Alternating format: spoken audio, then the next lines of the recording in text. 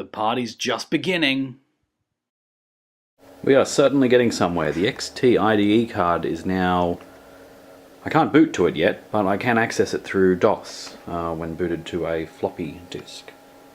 So we are definitely getting somewhere. As you can see there, the card and the drive tacked on. And as you can see here,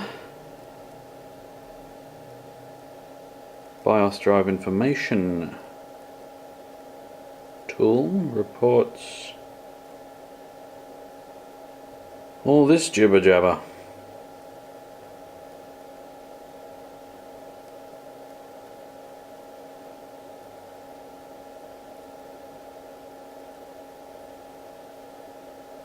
So yeah, we're getting there, and from DOS I can actually access the C drive, which I'd formatted earlier and stuck system on there.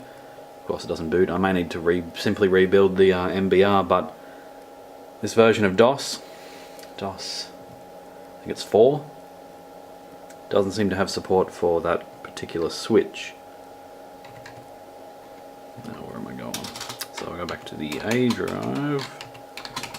I'll do F disk. I haven't actually opened F disk yet. Maybe it'll tell me some information. There we go. Some information. Total disk space is 3831. Ah, that said, the all that partition, all the partitions and things were set up with DOS 3.3, so I'm going to go ahead and just repartition this and send a system across and see what happens. But that's where we're at the moment, so we're making progress. Not as much as I would have liked, but yeah, beggars can't be choosers. I'm just actually quite happy that I can access the drive at all. 10 minutes later, this is what happened. Now we're making some progress. We've got booting to DOS 6.22 boot disk, and managed to get the partition, 2 gig partition, which is more than enough for a humble 286 TeraDrive. So that's formatted okay, and it looks much more familiar. I don't really like DOS 4 or DOS 3.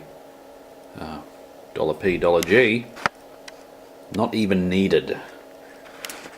So the next step is to pretty much give it a reboot, although I might just rebuild the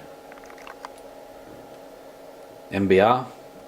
Now one of the things about these this XT-IDE card is that when you do a DIR, directory listing, it can, when it has to calculate this on the first time, it takes a while, as you would have seen before then, but it looks like it caches it or something. Look how fast that is now. Mainly because the machines of the day never needed to do that much work in calculations for our hard drive sizes. What was I doing? MBR. What is it? F-disk. F-disk / MBR.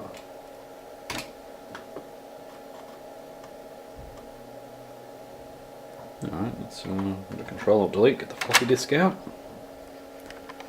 See where we end up.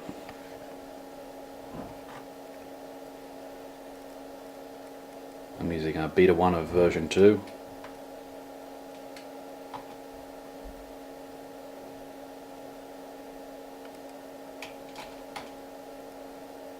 And that, ladies and gentlemen, is a success. That's fantastic. Now I'll show you one of the quirks, which unfortunately I haven't been able to find a workaround for. When you first power on the machine from a cold boot,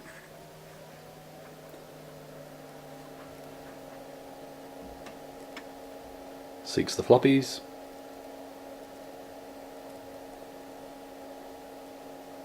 and then drops us to this.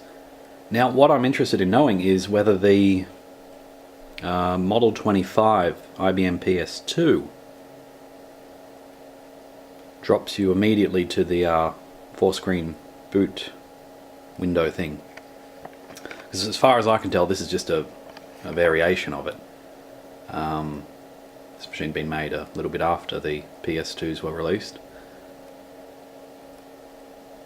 And, well, the way for me to get around this, unfortunately I don't have a what are those, reference disk or anything like that. G setup, customize or configure. None of them seem to work. Now, it's not all bad, because that is quite a nice screen to look at when you are booting from a Sega branded TeraDrive. But drop to DOS. With a bit of luck, it'll act as it's supposed to and bring me the menu. There we go. And from there I can choose whether to boot to the hard drive or one of the floppy drives. So, for the most part, it's pretty good. Would I get rid of that menu if I had the option? Probably, but then I'd put it back on because it is such a nice menu. So this will boot automatically again in 4 seconds. Wow.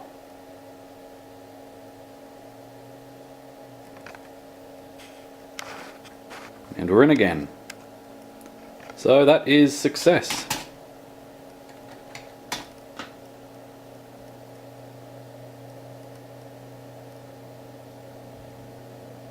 And what's great about this is that this is a Model 2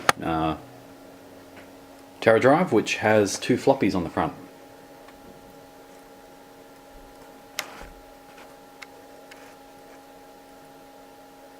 And now it has a hard drive as well.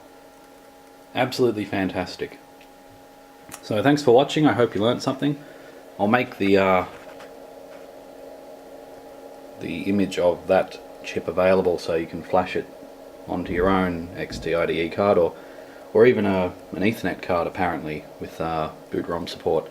Actually, I'm going to give that a try. I'm going to try using an Ethernet card in the place of... Actually, how can that possibly work? I can't interface the... Never mind. How would I plug that in? I wouldn't be able to. I'd have to have 2 cards, and unfortunately the TeraDrive has a mere 1 slot, so that's all I get. Thanks for watching. Hope you learned something, and retrojunkie.net for more. retrojunkie.net